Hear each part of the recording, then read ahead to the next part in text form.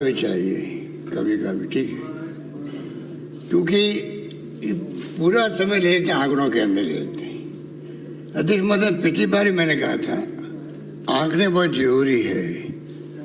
आंकड़ों के आधार पर ही योजना बनती है और योजना आगे बढ़ती है। हम लोग आंकड़े छिपाते नहीं हैं। जैसे अध्यक्ष महोदय 2019 के चुनाव हुए थे पार्लियामेंट के, तो NSSO तो भारत सरकार का संगठन है, उन्होंने आंकड़े को दबा लिया क्योंकि चुनाव आने वाले थे।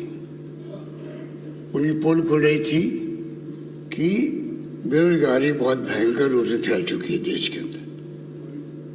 आंकड़े छिपा लिए, और वो संगठन ऐसा है कभी छिपाए जाते नहीं हैं, कभी छिपाए नहीं जाते।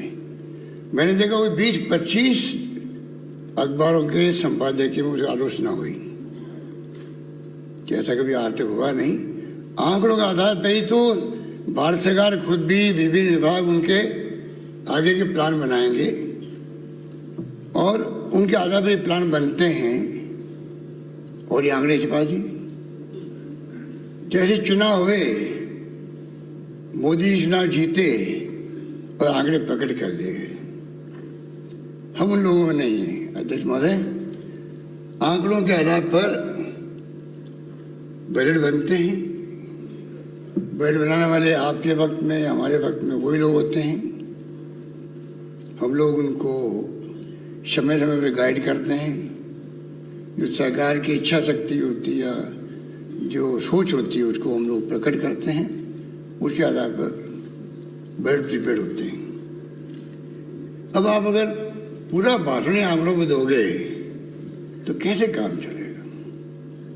पत्थर बेचारा याद करेगा, और पत्थर में जान डाल दिया आपने तो कारीगरी कितनी बड़ी आप में है। पत्थर में जान डाल दी तो आप तो पत्थर जान डाल, पत्थर लगे हुए होंगे, पत्थर याद आएंगे। पत्थरों में अगर जान पड़ गई तो भी कहना ही क्या है। मुझे समझ के पड़ेगा आप ये आंकड़े लाते कहाँ से हैं? हम ही देते हैं आपको, हमें आप पे पढ़ाते हो, उसका क्या फायदा? आप गहराई में जाने की कोशिश करो तो आपको सत्य मालूम पड़ेगा।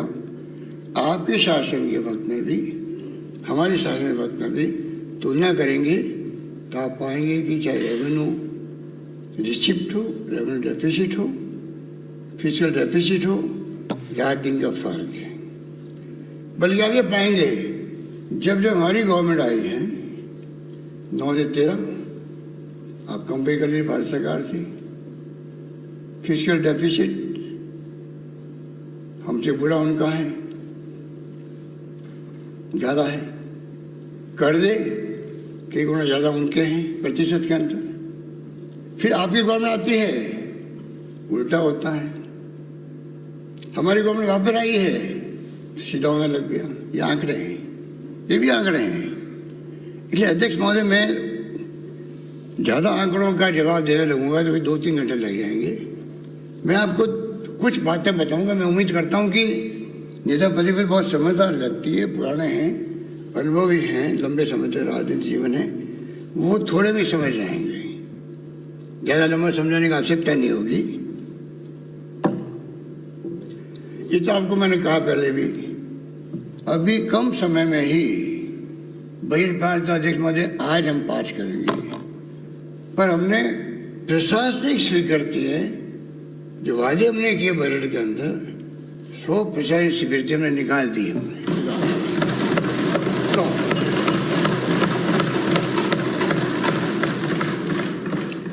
अब आप बार बार बोलते हैं ड्राइवर का हिलाया जाएगा, और आपके देखा देखिए आपके मित्र लोग जो हैं, नेता प्रतिपक्ष के हमारे सदस्य, पूरे हाउस में वो टोल लगाई हुई है।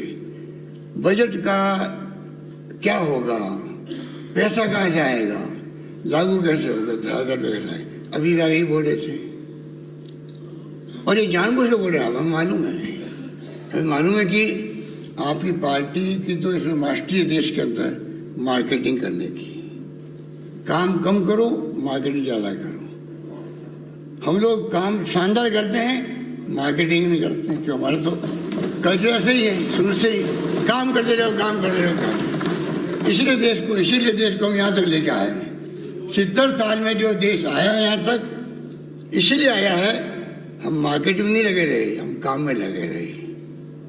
आपको सोचना पड़ेगा, आपने जानबूझ के इसको माहौल बना दिया उसके अंदर, धरातल में कैसे आएगा बजट?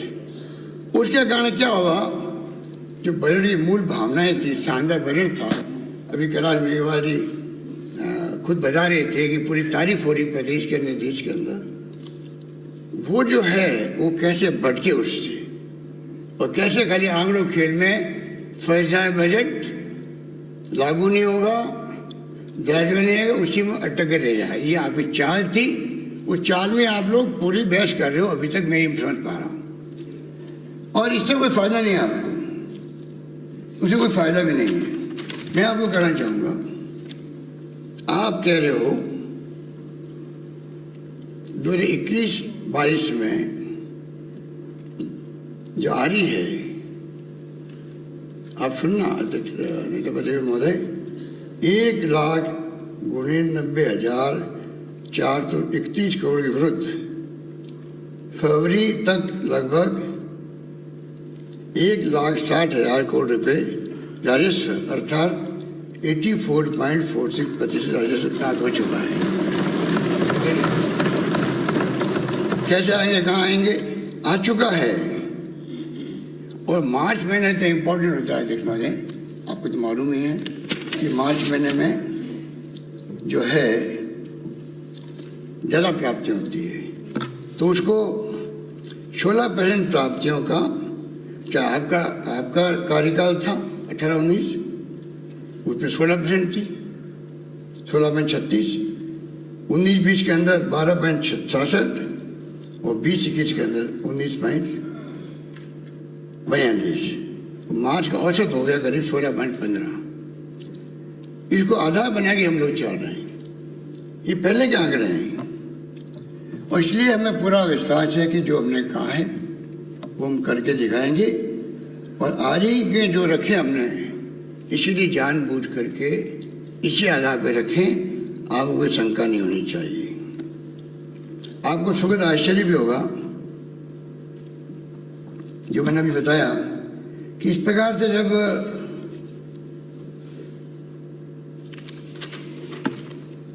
आपका रेवेन्यू रिसिप्ट की बात की गई 21-22 में और 22-23 के अनुमानों में 13.48 की वृद्धि अनुमानित की गई है आरई के अंदर, ठीक है। क्योंकि भारत सरकार जो है, भारत सरकार की जीडीपी जो है, उसमें जो ग्रोथ दिखाई गई है उसको, और जीएसटी में राजस्व जो है उसका जो 14% का कमिटमेंट है भारत सरकार के राज्यों को हर वर्ष बढ़ाने का, वो बढ़ेगा, उसको आधार बना करके हम लोगों ने 22-23 के अंदर जो दिखाई गई है 13.48% वृद्धि दिखाई गई है। और नंबर 3 जो सबसे इम्पोर्टेंट मैं मानता हूँ अध्यक्ष महोदय, कि बजट की एक्सपेंडिचर है, कैसे हो पाएगा कम समय के अंदर, कैसे हो पाएगा, आपको विचार होना चाहिए। क्योंकि अभी हमने करके दिखाया 3 साल तक, अभी इस बजट में दिखा रहे हैं हम लोग 85% तो फरवरी तक हो चुका है, तो क्यों नहीं हुआ? आपको आशंका क्यों होती है?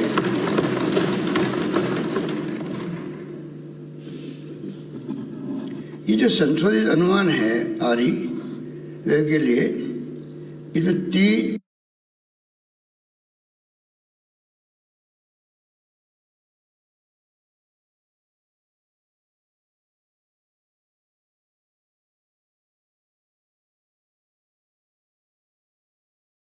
19,094 के विरुद्ध में फरवरी माह 22 तक जो है 2,45,000 करोड़ से ज़्यादा खर्च भी हो चुके हैं। इसका मतलब कि 76.78% खर्चा हो चुका है। पिछले 5 वर्षों का देखें हम लोगों का इतिहास, तो मार्च महीने के अंदर 23% खर्च होता है। ये तो आप समझ सकते हैं इस बात को। तो 23% खर्च होता है एवरेज 5 साल का। 16-17 आपका 24.71%, 17-18 आपका 28.95% मार्च के अंदर, 18-19 आपका 23.79%, 19-20 हमारा अच्छी परफॉर्मेंस करने लगे हम लोग 21.22%, और 20-21 में 16.92%। तो आप बताइए ये एवरेज होता है 23.12%। तो ये आप बताइए अध्यक्ष महोदय, जब ये आंकड़े इनके सामने हैं कि अभी पूरा महीना का आंकड़े आने बाकी है और 23% एवरेज है, आपके वक्त में ज़्यादा होता था खर्चा, 24 भी हुआ, 28 भी हुआ, 23 भी हुआ है। तो आप बताइए कि फिर आप किस लिहाज से इस प्रकार सदन को गुमराह कर रहे हैं, प्रदेश को गुमराह कर रहे हैं, और लोग समझते हैं कि वास्तव में आप बहुत विद्वता के साथ में बात अपनी कर रहे हैं, बड़े कितने एक बहुत बड़े आर्थिक एक्सपर्ट होंगे आप। उस वक्त ऐसी भाषा, ऐसी बोलने की तरकीब आपकी ऐसी है, बोलने की जो अदा आपकी है ऐसी है कि सब सोचते हैं वास्तव में वो ठीक बोल रहे दिखते हैं। मुझे मेरी पार्टी लोग कहते हैं कि साहब कटारिया जी अच्छा बोले थे। अरे सुनिए, डिस्टर्ब मत करो। कटारिया जी अच्छा बोले थे, मुझे कहते मेरी पार्टी के लोग, अरे कटारिया जी बहुत अच्छे बोले थे। आपकी तारीफ भी होती है, पर तारीफ होती है बिना कोई खेल किए हुए। आप ऐसे बोलते हैं भावुक होकर के, कभी भावुकता, कभी क्या कहते हैं, कभी कठोरता, पता ही नहीं पड़ता, ऊपर नीचे बीपी चलती रहती है आपकी। कृपा करके बीपी को कंट्रोल रखो आप।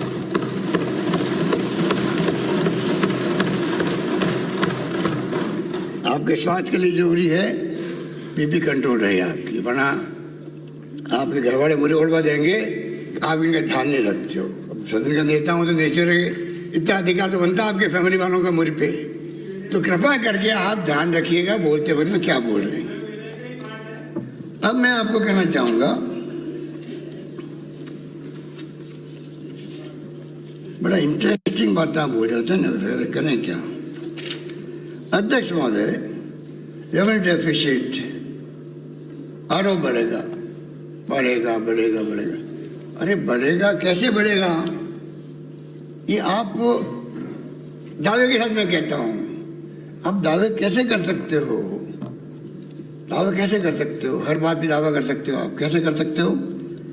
अभी राजस्व जो है बीआरई के अंदर 13.48% ये सामान्य वृद्धि हमने रखी है, और उसको रख करके हम लोगों ने ये कैलकुलेशन की है, और उसी ढंग से हमने बजट में 22-23 के बजट में 23,488 करोड़ अनुमानित किया गया है। इसके लगे टके रहेगा हमारा मानना ये है, और 23% हमने इसको आसपास रखा है। कैपिटल रिसिप्ट की बात की आपने, ऋण लेने की, बोरोइंग की बात की गई आपने। अध्यक्ष महोदय, आपने कहा 21-22 के अंदर बजट अनुमानों में कैपिटल रिसिप्ट 66,000 रखी गई थी। बिल्कुल ठीक कहा आपने। अब जो समझने की बात है, एक बात तो मेरी भी आप समझ जाएंगे, ठीक रहेगा।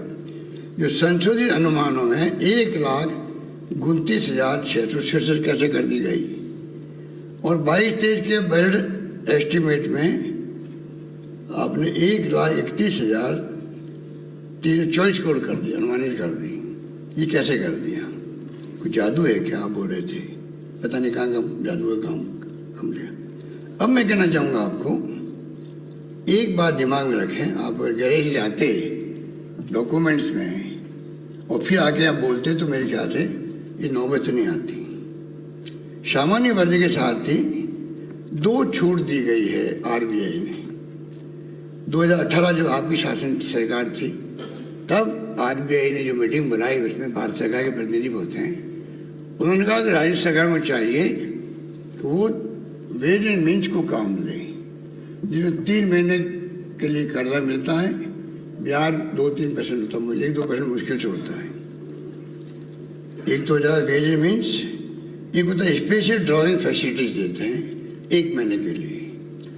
अगर आप इसका कैलकुलेशन करेंगे इसके साथ के अंदर, तो आप खुद पाएंगे जो आंकड़े आपने बताए हैं वो आंकड़े वो नहीं हैं, वास्तव में आंकड़े हैं 67,000 के अगेंस्ट में 82,484 करोड़ 36 लाख रुपए, और 22-23 के अंदर जो हमने प्रपोज किया है बी को, वो है 79 गुणे 80,324 करोड़ 99 लाख रुपए अनुमानित थे।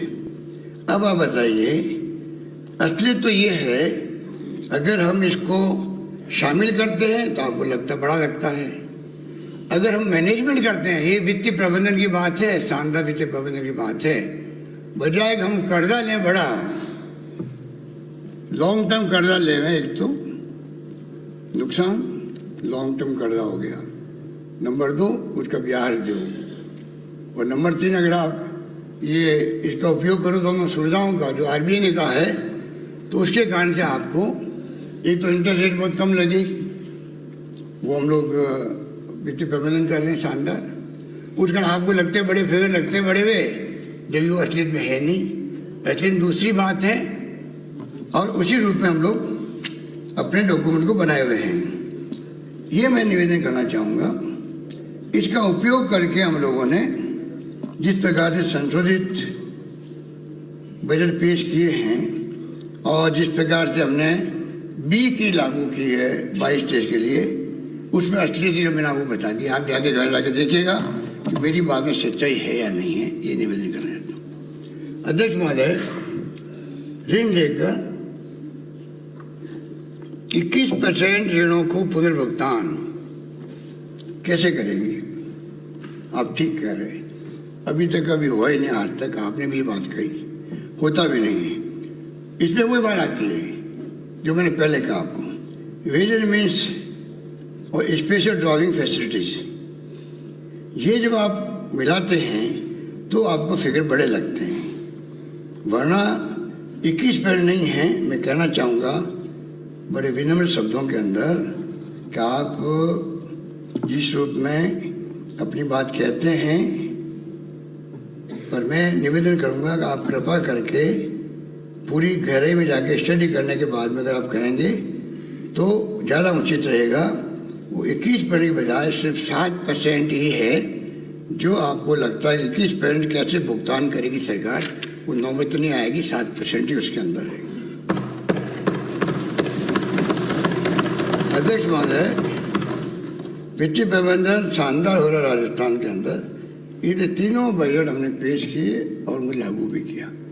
अब बार बार आशंका आपको हो रही है या फिर आप पब्लिक को गुमराह करना चाहते हैं, क्या चाहते हो आप? कोई जवाब है? बार बार कैसे लागू होगा? अरे चिंता हमें होनी चाहिए, सरकार में हम लोग हैं, नहीं लागू करेंगे तो बदनाम हम होंगे, आरोप जनता हमारे ऊपर लगाएगी, आपने वादा किया स्कूल का, कॉलेज का, सड़क का, पानी का, बिजली का क्यों नहीं होगा, वो हमें कहेंगे। आप मेरी चिंता करो हाउस के अंदर हमारी सरकार की, अरे आप क्या आगाह करोगे? अगर तब करो तो आपको कुछ तर्क लगता हो, तर्क लगता हो तब आप आरोप करो। अब मैं तो आंकड़े बता रहा हूँ आपको, ये आंकड़े मेरे भी नहीं, भारत सरकार के आंकड़े हैं। अब मैं आता हूँ आंकड़ों पर कि आप देखिए जो जीडीपी है भारत सरकार में और जो कर्जे भारत सरकार पर है और राजस्थान सरकार पर है, उसमें देखिए आप 19-20 के अंदर राजस्थान का आउटस्टैंडिंग डेब्ट एज परसेंटेज ऑफ जीएसडीपी 35.30 और भारत सरकार का है 50.21। 20-21 के अंदर हमारा है 40.51% जीडीपी का, भारत सरकार का है 61.17। 21-22 का हमारा है 38.15, भारत सरकार का 60.96 और 22-23 का जो एस्टिमेट किया गया है, हमने किया 39.80, उन्होंने किया 58.98। आप बताइए, ये वित्तीय प्रबंधन नहीं है हमारा। हमारे अधिकारियों को आपने कोरना शुरू कर दिया, हम कुछ बजट बनाना जानते नहीं हैं, आंकड़े कहाँ से लेके आ गए?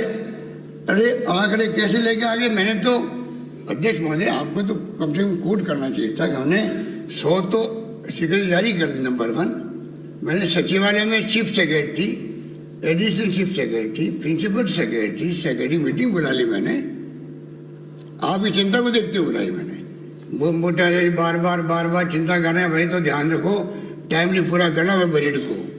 मीटिंग बुला ली, सब कुछ जिम्मेदारी सौंप दी, पाबंद कर दिया परफॉर्मेंस बेस पर। आपने कहा मुझे खुशी होगी, मुझे अच्छा लगा आपने बात कही, मुझे खुशी होगी अगर ये बजट आप धरातल पर ले आओ तो मैं उस खुशी का इंतजार करूंगा आपका अगले साल।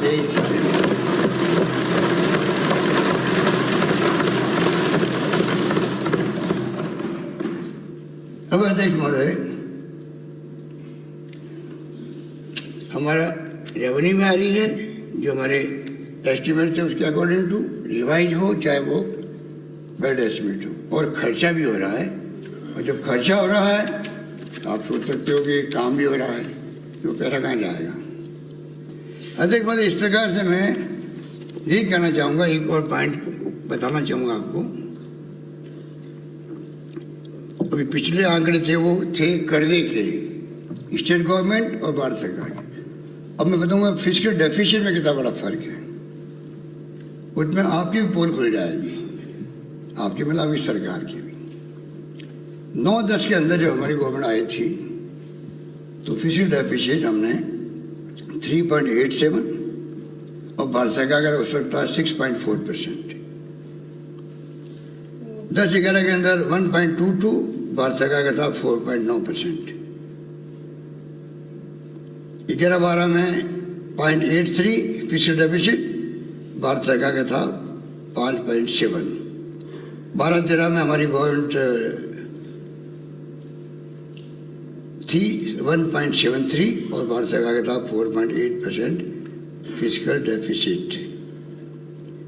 और 13-14 के अंदर हमारा था 2.76% और भारत सरकार का था 4.4%। अब आपकी सरकार आती है 14-15 के अंदर, तो आप देखिए 3.09, भारत सरकार का 4.1। फिर आपका होता है फिस्कल डेफिसिट 9.25 और भारत सरकार होता है 3.9। आप देखिए 15-16 के अंदर आपका होता है 9.25, भारत सरकार का होता है 9.25 आपका फिस्कल डेफिसिट। 16-17 में आपका होता है 6.09, भारत सरकार का होता है 3.5। 17-18 में आपका होता है 3.04, भारत सरकार का होता है 3.5। 18-19 में आपका होता है 3.78 या भारत सरकार का होता है 3.4, सिर्फ यहाँ कम है। अब हमारी गवर्नमेंट आ गई आप सबकी दुआओं से, तो 19-20 में हमारा 3.77 और भारत सरकार का 4.6 फिस्कल डेफिसिट है, हमसे ज़्यादा। 20-21 के अंदर 5.86 हमारा और भारत सरकार का हो गया 9.2। और 21-22 के अंदर 21-22 रिवाइज के अंदर 5.18 हमारा और 6.9 उनका है। और अब जो हमने रखा है एस्टिमेट, हमने रखा है 4.36 का और भारत सरकार का 6.4%। आप बताइए अध्यक्ष महोदय कि इस प्रकार से FRBM एक्ट तो हमारे ऊपर भी लागू है, उनके ऊपर भी लागू है, फिर भी हमारा मैनेजमेंट देखिए आप कितना शानदार है। उसके कारण से भारत सरकार को कहने का मौका नहीं मिलता है। उसी रूप में हम लोग जो पैरामीटर है भारत सरकार के बार बार चिंता प्रकट करते। मैं कहना चाहूँगा जो आपको मालूम है कि बिना भारत सरकार की परमिशन के, और परमिशन तब मिलती है जब शानदार वित्तीय प्रबंधन होता है, रेवेन्यू का, फिस्कल का, डेफिसिट का, रिसिप्ट का, एक्सपेंडिचर का, तब जाके आपको परमिशन मिलती है, GDP मिलती है। GDP आपकी हाई होगी तो ज़्यादा आपको सुविधा मिलेगी। तो आप बताइए कि जब हमें सुविधा मिल रही है, कर देने की परमिशन तब मिलती है जब आप उसी लिमिट में ले सकते हो जब आपको FRBM एक्ट के अंतर्गत भारत सरकार देती, तो ज़्यादा ले नहीं सकते। तो आप कैसे कह सकते हो कि भार बढ़ रहा है? बढ़ ही नहीं सकता। पूरी सरकार नहीं चलती। आप तो एक्सपर्ट हो, खुद ही हो। देश भर की पूरी सरकार है, भारत सरकार दुनिया की सरकार है, कोई चाइना की तरह मुल्क को छोड़ दो, अमेरिका भी भारी कर्जे लेकर के अपना विकास करते हैं। ये पूरे दुनिया के अंदर एक प्रकार की अप्रोच है, ये कोई नई बात नहीं है। पर कर्जा उसी लिमिट लिया जाता है जिस लिमिट में आपकी कैपेसिटी, आपकी औकात है, कर्जा चुकाने की औकात है, हमारी औकात है 74।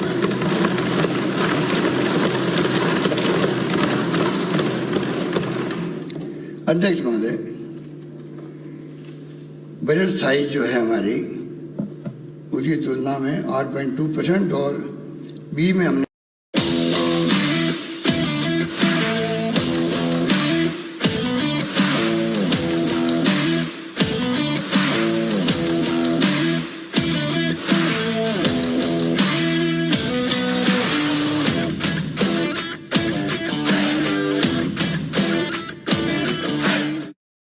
और बी में हमने रखा है 22 देश में 8.5%, जो रियलिस्टिक है। पहली बार आपने कहा था कि ये कैसे, किस प्रकार रख दिया, 27% वृद्धि कैसे रख दी?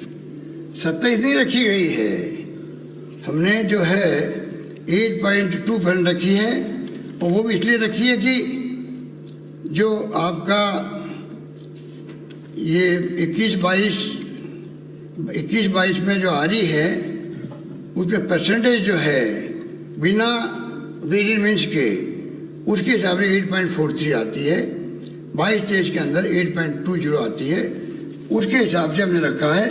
हमने कोई ज़्यादा नहीं रखा है, आंकड़ों के आधार पर रखा है। ये मैं आपको निवेदन करना चाहता हूँ। जो 27% वृद्धि की बात की गई वो बिल्कुल गलत है, वो संभव भी नहीं है, ये मैं निवेदन करता हूँ आपको। कृषि बजट के अंदर माननीय अध्यक्ष महोदय, मैं कहना चाहूँगा कि जो हमने प्रयास किया है, हमारे प्रयास को नेता प्रतिपक्ष महोदय को, तमाम साथियों को अप्रिशिएट भी करना चाहिए कि पहली बार देश के अंदर मैंने कहा था कृषि बजट लाएंगे, हमने कहा, और बजट आ गया पहले तमिलनाडु का, तमिलनाडु ने उसको रख भी दिया वहाँ पर। अब मैं उम्मीद करता हूँ कि हो सकता है और राज्य सरकार भी रखे, अच्छी बात नहीं, कम से कम कृषि का बजट अलग हो तो कृषि पशुपालन जो सेक्टर होते हैं उनमें कम से कम थोड़ी तवज्जो मिल जाती। हो सकता है कुछ कमी रही होगी हमारे यहाँ भी, अगली बार ठीक करेंगे। आप लोग चुनाव आए हैं, उसको देखेंगे हम लोग। पर ये मैं कहना चाहूँगा कि आपका जो 18-19 का बजट था कृषि का, उसे लगभग डबल हमने किया, इस बार डबल किया है।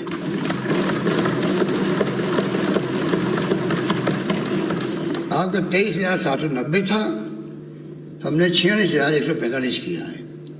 और बाकी कॉर्पोरेटिव जहाँ 20,000 करोड़ के हम लोन देते हैं बिना ब्याज के, नाबार्ड के, एग्रीकल्चर मार्केटिंग के, सब मिला लो तो अध्यक्ष महोदय हमारा 78,938 करोड़ का ये कृषि विकास एवं कृषक कल्याणों के लिए बजट प्रस्तुत किया गया है। एक नई शुरुआत हमने करी है, मैं निवेदन करना चाहता हूँ आपको अध्यक्ष महोदय। इसके साथ में मैं अपेक्षा करता हूँ आपसे सबसे, पहले भी मैंने कई बार कहा है कि कृपा करके आप कुछ हमें समर्थन दें, सहयोग करें, क्योंकि भारत सरकार का जो रवैया है वो राज्यों के साथ उचित नहीं। ये भी मैं आंकड़े भी बताऊँगा, ये आंकड़े बताऊँगा आपको, क्योंकि आंकड़ों का खेल तो मैंने कहा है इम्पोर्टेंट, पर पूरा आंकड़ा ही हो जाए तो काम नहीं चल सकता। ये आंकड़े जो है कि फाइनेंस कमीशन जो था, 14 फाइनेंस कमीशन, उसने 32% से बढ़ा करके केंद्रीय करों में हिस्सा जो राज्यों का, सब राज्यों का, वो 41% कर दिया। भारत सरकार ने क्या किया, जो CSS की जो टेबल थी 90-10, 80-20, 70-30, उसमें पैसा मिलता था भारत सरकार ज़्यादा, राज्यों का हिस्सा कम होता था, उसको उन्होंने बराबर कर दिया करीब करीब। पूरी टेबल मेरे पास में, टाइम लग जाएगा, अगर मैं पढ़ूंगा तो 2-3 बता सकता हूँ कि किस प्रकार से स्वास्थ्य मिशन में भी 75 था तो 40-60 कर दिया, ग्रामीण सड़क में 0-100 था, 100% भारत सरकार आता था, वो आपने 40-60 कर दिया।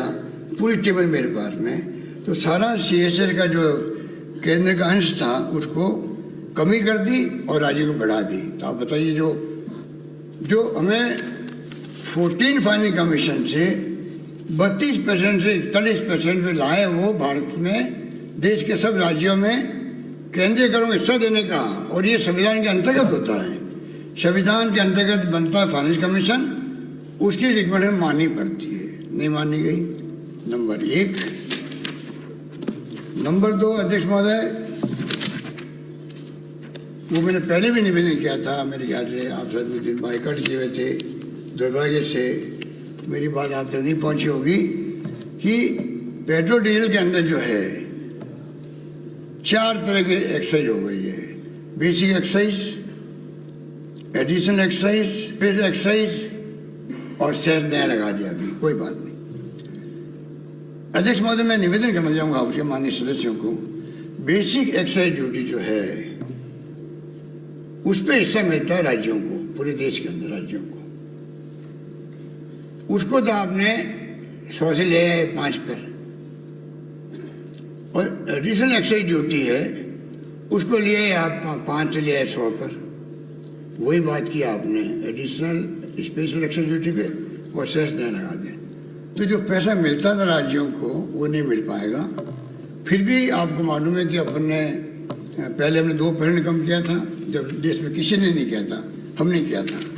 उसके बाद में फिर भारत सरकार ने किया, अपना भी हमारा खुद का कम हो गया। जैसे भारत सरकार कम करेगी, स्वतः कम हो जाएगा राज्यों का। फिर सबकी मैंने भावना देखी, हमारे माननीय सदस्यों की, तो हमने और 5-7 रुपये कम किए उसके अंदर, पेट्रोल डीजल के अंदर।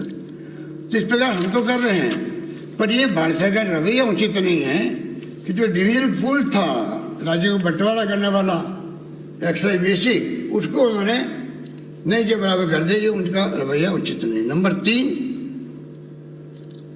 केंद्रीय करों में जो कटौती की गई है हमारी, 15,000 तो कर दिए, 15,000 करोड़ इसमें कर दिए बजट के अंदर, और 19,000 करोड़ ने रख दिया अभी अगले बजट में, जब अभी आएगा 1 अप्रैल से, उसमें 19,000 करोड़ और कम कर रहे हैं। तो आप बताइए कहाँ का न्याय है कि आप बताइए, आर्टिकल 280 के अंतर्गत फाइनेंस कमीशन बनता है, उसकी रिकमेंडेशन थी, उसके बावजूद उन्होंने इस प्रकार से।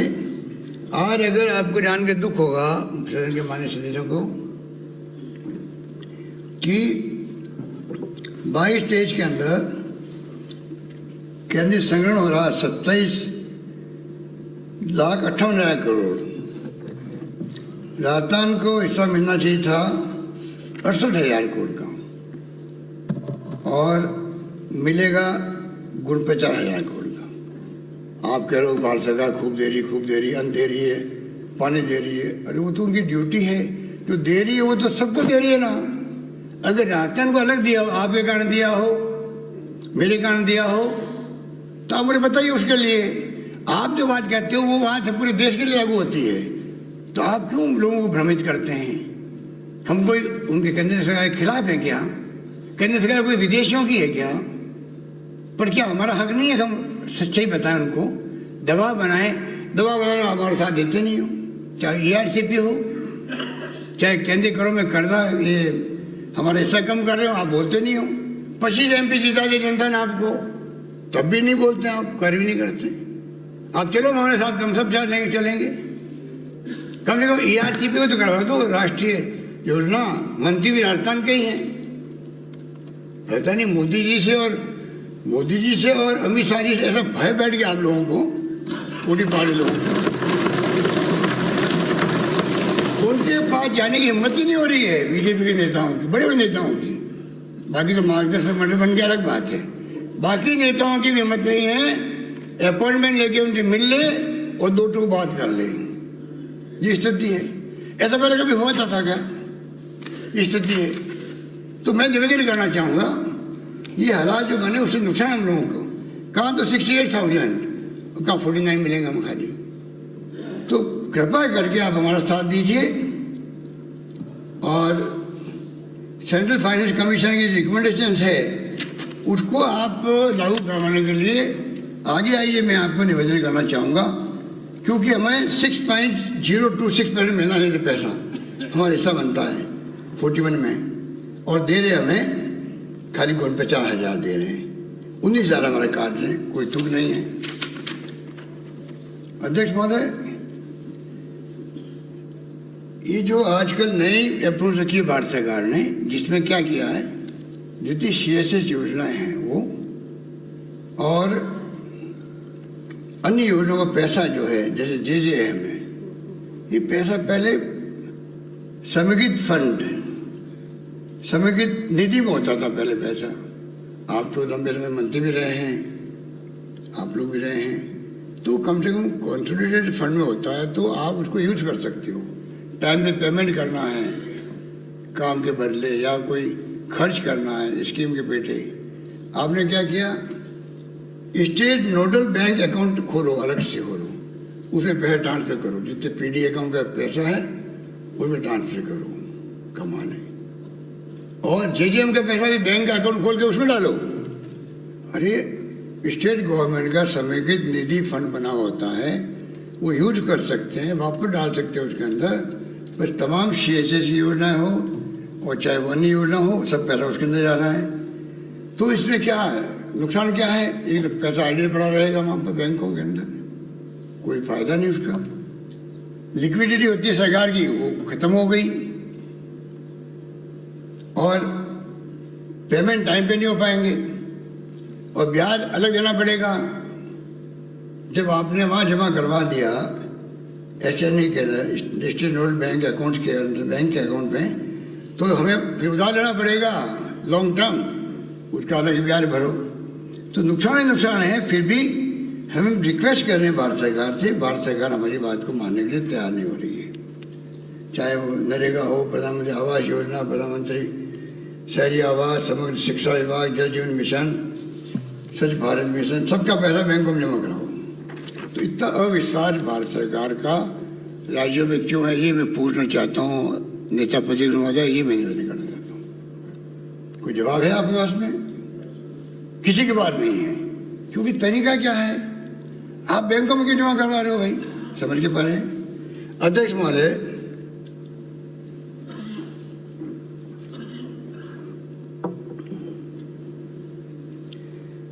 GST कंपनसेशन,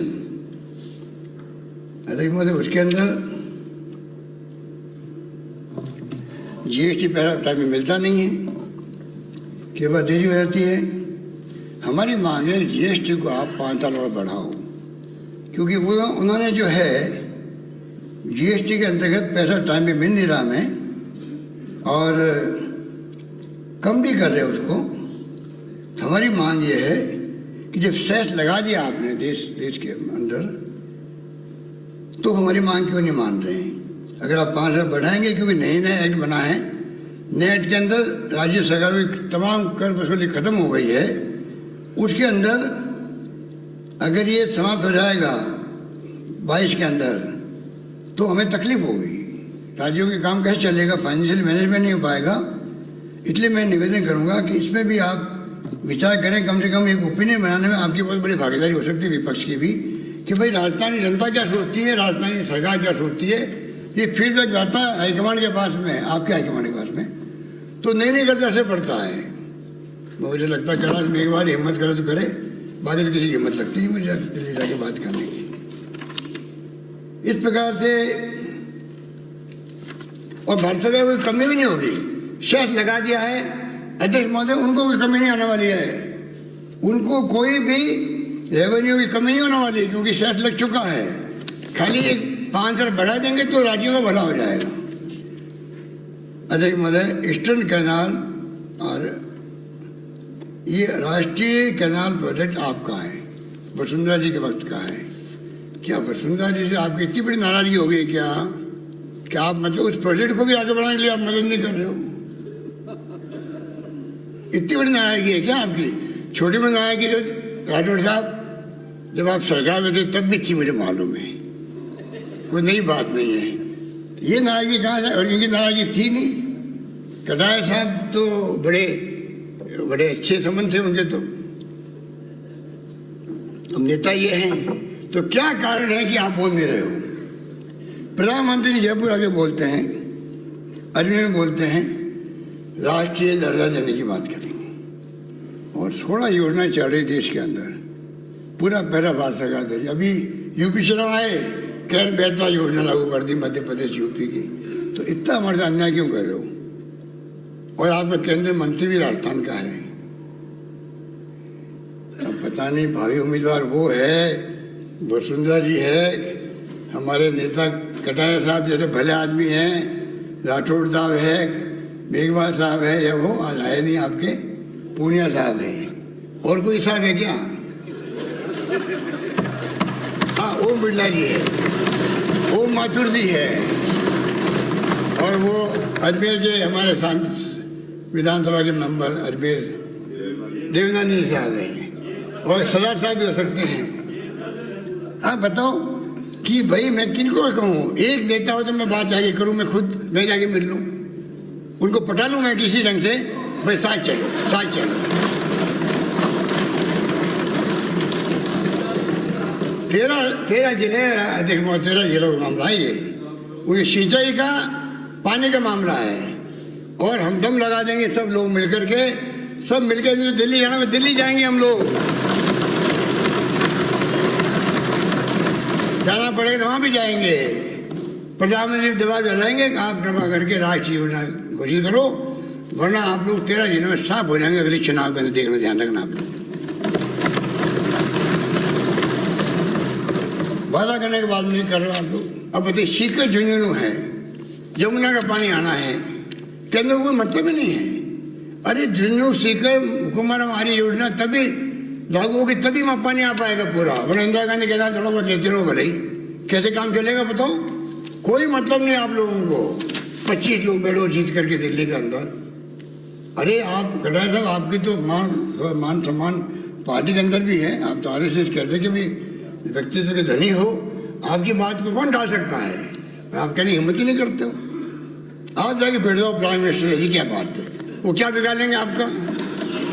बैठ जाओ जाकर के, भाई मेरे दादी का मामला है इसलिए मैं आपको आया हूँ, वो आपकी मान सम्मान नहीं करेंगे आपका।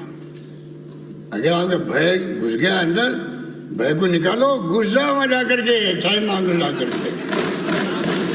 मुझे विश्वास है कि आपकी बात का वजन होगा, वसुंधरा जी का हो कि नहीं होगा मुझे पता नहीं है, आपकी बात का वजन होगा, क्योंकि आप कैडर के आदमी हो, वो भी प्रेशर करे हुए हैं। आप कहेंगे तो हम सब की भावना हाउस की तरफ जाके कहिएगा कि मेरी पोस्ट ओपन हो रही है वहाँ हाउस के अंदर, कृपा करके राष्ट्रीय योजना घोषित करो, ये आप जाके कहिएगा।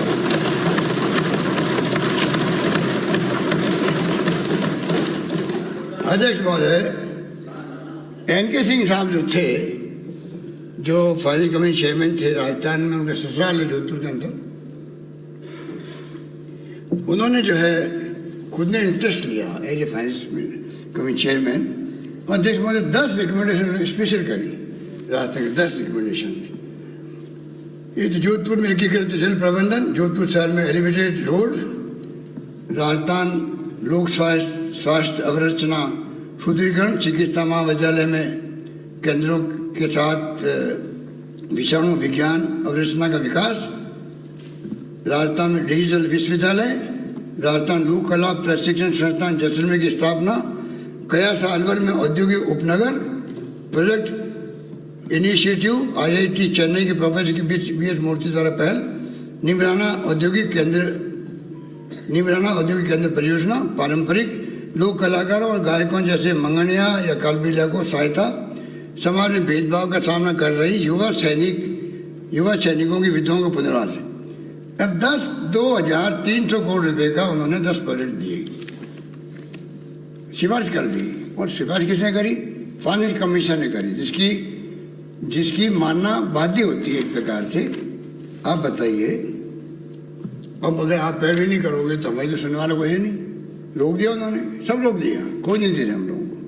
तो कृपा करके मैं इसमें निवेदन करना चाहूँगा, विशेष रूप से नेता प्रतिपक्ष से, आप आंकड़ों से बाहर आओ और जाकर दिल्ली बात करो, हमारी मदद करो, हम आपसे रिक्वेस्ट कर रहे हैं। अध्यक्ष महोदय, नरेगा में 1500 करोड़ रुपये बाकी है, मेटल कंपोनेंट का मिल नहीं रहा है, CSA की योजना में पैसा बाकी है। तो मैं निवेदन करना चाहूँगा कि ये हमारी, एक तो पैरवी करने वाला कोई नहीं होता, 25 मेंबर पार्लियामेंट है, 2 बना रखे, मंत्रियों को बना रखा है। अब उसके बाद में ही मैं समझता हूँ अगर कोई पैरवी नहीं करेंगे तो फिर आप बताइए कैसे काम चलेगा, ये मैं पूछना चाहता हूँ। तो देख महोदय, अब मैं कुछ जो माननीय सदस्यों के सुझाव मेरे पास आए हैं उसके ऊपर मैं चर्चा कुछ करना चाहूँगा, क्योंकि जिस प्रकार से माननीय सदस्य ने विश्वास किया है सरकार पर, पक्ष विपक्ष ने, पूरी जनता विश्वास कर रही है, खाली कटारे जी को छोड़ करके। तो आप बताइए कि मैं फिर, मेरी ड्यूटी बनती है कि मैं कटारे साहब को कन्विंस करूँगा, चाहे मैं आपसे मिल के करूँ, आप मेरे घर चाय पीने आइए, मैं आप मुझे बुलाइए, मैं आ जाता हूँ, हम बैठ के बात करेंगे, मैं अधिकारी हूँ, लेके आऊँगा और आपको कन्विंस करके रहूँगा, क्योंकि हम हमारे प्रतिपक्ष नेता प्रतिपक्ष का एक मान सम्मान करना हम सबका फर्ज है। और ये गरिमा की बात होती है कि पद, व्यक्ति कोई भी हो जो पद पे होता है, हमारी ड्यूटी बनती है कि हम उनका मान सम्मान करें। अध्यक्ष महोदय, मैं चाहूँगा कि जो मैं अपेक्षा करता हूँ केंद्र सरकार से, वो मैंने आपको ब्रीफ किया है और मैं उम्मीद करता हूँ कि उस पर अवश्य ध्यान दिया जाएगा और हम सब मिलकर कोशिश करें कैसे इसको लागू करवाएं। अध्यक्ष महोदय, कुछ मांगे आई तुम्हें घोषणा करना है। तो बीकानेर, जोधपुर, उदयपुर, अजमेर मेडिकल कॉलेजों में एंजियोग्राफी और एंजियोप्लास्टी की सुविधाओं को और अधिक बेहतर करने की दृष्टि से कैथ लैब स्थापित की जाएगी। शहरी क्षेत्रों में कच्ची बस्तियों और अल्प आय वर्ग के मोहल्लों में आमजन को अपने घर के नज़दीक त्वरित एवं निःशुल्क प्राथमिक चिकित्सा सुलभ कराने के उद्देश्य से हमने 100 जनता मोहल्ला क्लिनिक पीपी मोड पर बनाने की शुरू की थी। अभी तक सिर्फ 13 मोहल्ला क्लिनिक ही स्थापित हो सके हैं। पीपी मोड अथवा भामाशाहों के सहयोग से मोहल्ला क्लिनिक बनने की धीमी रफ्तार के चलते अब हम स्वीकार कर रहे हैं कि धीमी रफ्तार है। बताइए आप, अब हमने सरकारी धनराशि से इन्हें शुरू करने का निर्णय लेते हुए 135 मोहल्ला क्लिनिक स्थापित करने का कार्य प्रारंभ कर दिया है। इस कड़ी में आगामी वर्ष 100 अतिरिक्त मोहल्ला क्लिनिक की स्थापना किया जाना प्रस्तावित। इस पर लगभग 200 करोड़ रुपये का व्यय होगा। मैं माननीय सदस्य विधायकगणों से निवेदन करूंगा कि मोहल्ला क्लिनिक की स्थापना होने वाले 90 लाख रुपए के एक बारीय खर्च में से 50% राशि विधायक कोष से उपलब्ध कराने पर उनके द्वारा चयनित स्थान पर प्राथमिकता से मोहल्ला क्लिनिक स्थापित किया जाएगा। कोविड-19 से उत्पन्न परिस्थिति में प्रदेश के कोने कोने में चिकित्सा व्यवस्था सुनिश्चित करने हेतु राज्य वित्त आयोग की राशि से कोविड-19 के उत्पन्न परिस्थिति में प्रदेश के कोने कोने में चिकित्सा व्यवस्था सुनिश्चित करने हेतु राज्य वित्त आयोग की राशि से कोविड हेल्थ असिस्टेंट एवं कोविड हेल्थ कंसल्टेंट लगाए गए थे। आगामी वर्ष से इस कार्य हेतु एसएफसी से राशि नहीं ली जाएगी तथा इन कोविड कर्मियों के द्वारा किए गए कार्यों को देखते हुए मेडिकल हेल्थ वॉलंटियर फोर्स का गठन करना मैं प्रस्तावित करता हूँ। प्रदेश में नेत्र संग्रहण एवं नेत्र प्रत्यारोपण को बढ़ावा देने के लिए प्रत्येक मेडिकल कॉलेज, जिला चिकित्सालय में नेत्र विशेषज्ञों को केरेटोप्लास्टी का प्रशिक्षण दिए जाने के साथ साथ आगामी वर्ष में 5000 कॉर्निया कलेक्शन का कार्य किया जाएगा। इसके लिए 10 करोड़ रुपये का व्यय किया जाएगा। प्रदेश में चिकित्सा सेवाओं के विस्तार एवं आधारभूत ढांचे को सुदृढ़ करने की दृष्टि से मैं विभिन्न चिकित्सा संस्थानों की सूची सदन के मेज पर प्रस्तुत कर रहा हूँ। माननीय सदस्यों के इसमें सुझाव थे, उसको हमने एक्सेप्ट कर लिया है। लिस्ट बहुत लंबी, इसलिए मैं इसको सदन के मेज पर रख रहा हूँ। हाल ही में रूस और यूक्रेन के मध्य चल रही समस्या के कारण प्रदेश में कई छात्रों को मेडिकल की पढ़ाई बीच में छोड़कर यूक्रेन से वापस आना पड़ा। भविष्य में प्रदेश के छात्रों को मेडिकल की पढ़ाई प्रदेश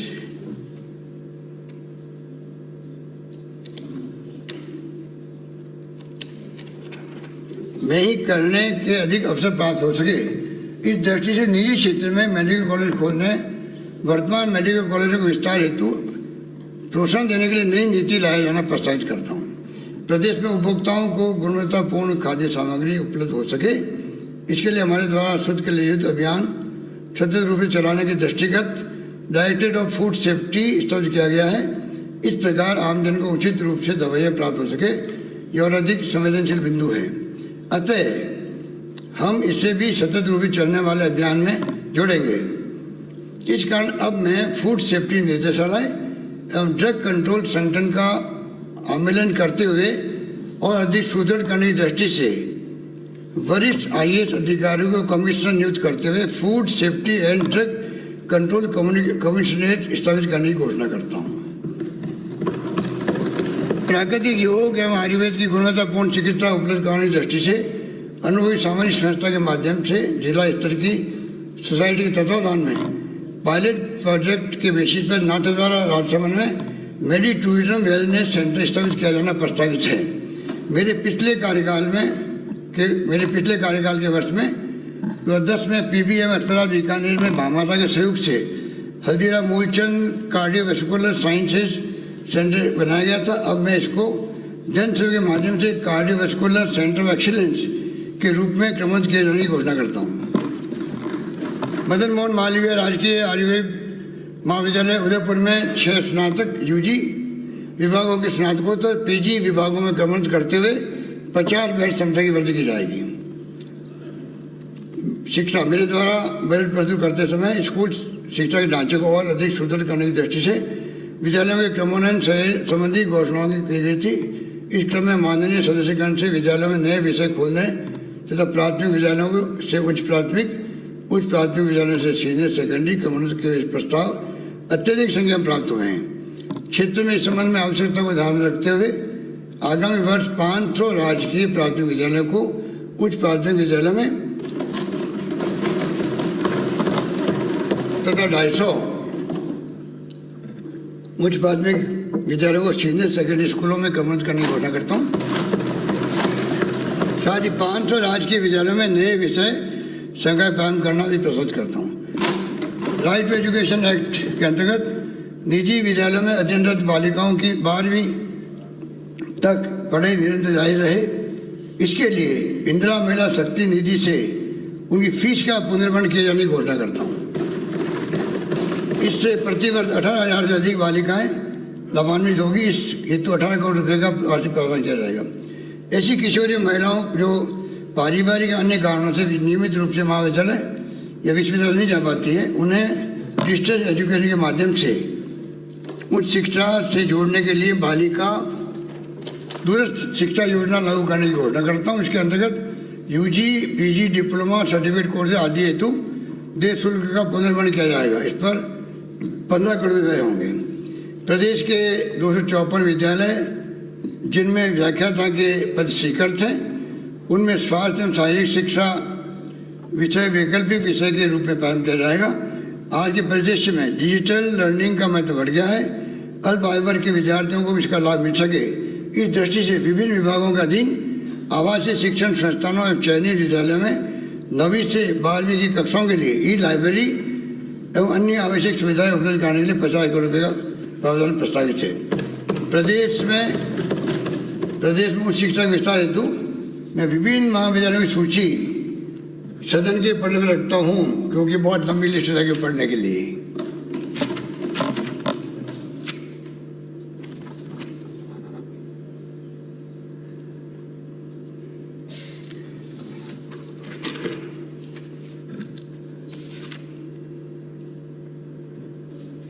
आज के परिवेश को देखते हुए बालिकाओं का मानसिक एवं शारीरिक रूप से सशक्त होना अति आवश्यक है। इसे दृष्टि रखते हुए सरकारी स्कूलों में छात्राओं को सेल्फ डिफेंस व जागरूकता हेतु प्रशिक्षण दिया जा रहा है। इस वर्ष लगभग 30,000 बालिकाओं को ट्रेनिंग दी गई है। आगामी वर्ष रानी लक्ष्मीबाई आत्मरक्षा प्रशिक्षण अभियान के तहत 2 लाख बालिकाओं को सेल्फ डिफेंस का प्रशिक्षण दिया जाना प्रस्तावित करता हूँ। वर्ष 21-22 के बजट में महात्मा गांधी के सिद्धांत, आदर्श और दर्शन की प्रासंगिकता को ध्यान रखते हुए शांति एवं अहिंसा निर्देशालय स्थापित किए जाने की घोषणा की गई थी। इस निर्देशालय के अंतर्गत विभिन्न कार्यक्रमों प्रशिक्षण आदि पर 5 करोड़ रुपये व्यय किया जाना प्रस्तावित है। साथ ही प्रदेश में खादी को बढ़ावा देने के उद्देश्य से खादी क्षेत्र के कामगारों यथा कतीनों, बुनकरों, कार्यकर्ताओं को पर्याप्त पारिश्रमिक दिलाए जाने के उद्देश्य से खादी कामगार आर्थिक प्रोत्साहन योजना लागू की जाएगी। इसके अंतर्गत लगभग 20,000 खादी काम के लाभान्वित होंगे। इस हेतु आगामी वर्ष 18 करोड़ रुपये का व्यय होगा। कोटा, जोधपुर, भरतपुर, बीकानेर संभाग में कत्तिन व बुनकरों को प्रशिक्षित करने के लिए ट्रेनिंग सेंटर शुरू किए जाएंगे। प्रदेश में महिलाओं को आर्थिक रूप से सशक्त करने की दृष्टि से महिला स्वयं सहायता समूह के सदस्यों को जोड़ते हुए जयपुर में महिला कोऑपरेटिव बैंक जयपुर में महिला कोऑपरेटिव बैंक राजस्थान महिला निधि की स्थापना आजीविका के माध्यम से करने की घोषणा करता हूँ। इस महिला बैंक के माध्यम से सदस्यों को सुगमता से रोजमर्रा की आवश्यकता एवं रोजगार हेतु ऋण उपलब्ध हो सकेगा। प्रारंभिक रूप से इस महिला बैंक की स्थापना हेतु राज्य सरकार की ओर से 2 वर्षों में 50 करोड़ रुपये अंशदान उपलब्ध कराना जाना प्रस्तावित है। साथ ही ग्रामीण क्षेत्रों के साथ साथ शहरी क्षेत्रों में भी महिला स्वयं सहायता समूह के गठन को गति देने की दृष्टि से प्रदेश में महिला स्वयं सहायता समूह का समस्त कार्य आजीविका के माध्यम से किया जाना प्रस्तावित है। आदिवासी बहुल्य एवं अन्य पिछड़े क्षेत्रों में रोजगार सृजन औद्योगिक विकास के क्रम में औद्योगिक इकाइयों को अपग्रेड करने हेतु जिस 22 के अंतर्गत विशेष पैकेज का प्रावधान प्रस्तावित करता हूँ। प्रदेश में व्यापक स्तर पर खेलों का वातावरण तैयार करने के लिए गत बजट में मेरे द्वारा ग्रामीण ओलंपिक्स कराने की घोषणा की गई थी। कोरोना के कारण इस वर्ष ये खेल नहीं हो पाए। अब आगामी वर्ष ग्रामीण ओलंपिक्स का आयोजन करने के साथ साथ राज्य स्तरीय खेल प्रतियोगिता कराया जाना प्रस्तावित है। इसे तो लगभग 50 करोड़ रुपये पे आएगा। साथ ही ग्रामीण ओलंपिक्स में जिला एवं राज्य स्तर के विजेताओं को पंचायत कॉन्ट्रेक्चुअल कैडर के रिक्त पदों की भर्ती में प्राथमिकता दी जाने की घोषणा करता हूँ। खेलों को बढ़ावा देने के लिए राज्य सरकार द्वारा पदक विजेता खिलाड़ियों को विभिन्न अनुदान राशि प्रदान की जा रही है। इसी क्रम में ओलंपिक एशियन राष्ट्रमंडल खेलों के पदक विजेताओं तो अर्जुन व द्रोणाचार्य अवार्ड से सम्मानित खिलाड़ियों पैरा खिलाड़ियों कोच के लिए आगामी वर्ष से स्पोर्ट्स पर्सन पेंशन योजना लागू करना प्रस्तावित करता हूँ। इसके अंतर्गत ऐसे खिलाड़ियों को 40 वर्ष की आयु पूर्ण करने पर प्रति माह 20,000 रुपये की पेंशन उपलब्ध कराई जाएगी। राज्य में खेल सुविधाएं विकसित करने एवं शारीरिक व्यायाम को बढ़ावा देने के उद्देश्य से माउंट आबू शिरोई में साहसिक एडवेंचर्स खेलों के लिए 10 करोड़ रुपये की लागत से adventure sport training and mountaineering centre स्थापित किया जाएगा। प्रत्येक जिला स्टेडियम में ओपन जिम्स स्थापित किए जाएंगे। साथ ही सभी मानसिक स्टेडियम जयपुर व बरतुल्ला खान क्रिकेट स्टेडियम जोधपुर सहित सभी संभागीय मुख्यालयों पर state of the art gym and fitness centre स्थापित किए जाएंगे। इस पर 35 करोड़ रुपये खर्च किया जाएगा। उमरेन अलवर में खेल स्टेडियम का निर्माण कराया जाएगा। साथ ही कुचामन नागौर और बूंदी के खेल स्टेडियम में विकास कार्य कराए जाएंगे। सामाजिक सुरक्षा द्वारा मेरे द्वारा वर्ष 21-22 के बजट में प्रदेश के विमुक्त गोमंतु और अर्ध गोमंतु समुदाय के उत्थान के लिए डिनोटिफाइड टाइप्स पॉलिसी लाए जाने की घोषणा की गई थी। इसी कड़ी में गाडोलिया, बंजारा, कालबेलिया, भोपा नायक, गाड़िया लोहार, पारदी, बेड़कुट, रेवाड़ी, मोगिया, सिकलीगढ़, सिगड़ीवाल, रंगा स्वामी शनि महाराज के भक्त, नाथ, भांड, राणा, बाजीगर, गुजराती, बागरिया, सांसी, कंजर, जंगलिया इत्यादि समुदाय के उत्थान एवं पुनर्वास हेतु इन्हें नवजीवन योजना में सम्मिलित करते हुए 100 करोड़ रुपये का अतिरिक्त प्रावधान किया जाना प्रस्तावित है। एवं इनकी बस्तियों में शिक्षा के प्रसार पर विशेष कार्य किया जाएगा। भवन निर्माण की लागत में वृद्धि को देखते हुए गाड़े लोहारों के लिए संचालित महाराणा प्रताप आवास अनुदान योजना में दी जाने वाली राशि को 70,000 रुपये बढ़ाकर 1,20,000 रुपये की घोषणा करता हूँ। साथ ही गाड़े लोहारों को स्वावलंबी बनाने के उद्देश्य से स्वरोजगार हेतु कच्चा माल क्रय अनुदान योजना में 5,000 रुपये की सहायता को बढ़ाकर 10,000 रुपये की प्रस्तावित करता हूँ।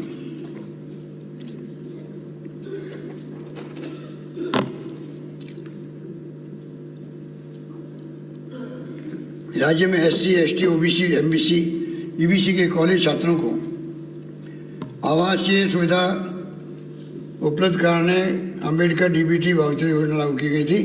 अब इस योजना का विस्तार करते हुए इसमें अल्पसंख्यक समुदाय के छात्रों को भी शामिल किया जाएगा।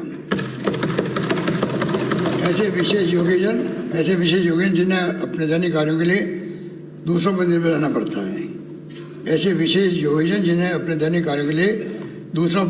पड़ता है। उन्हें पेंशन राशि के अतिरिक्त 1,000 रुपये की मासिक आर्थिक सहायता दी जाने की घोषणा करता हूँ।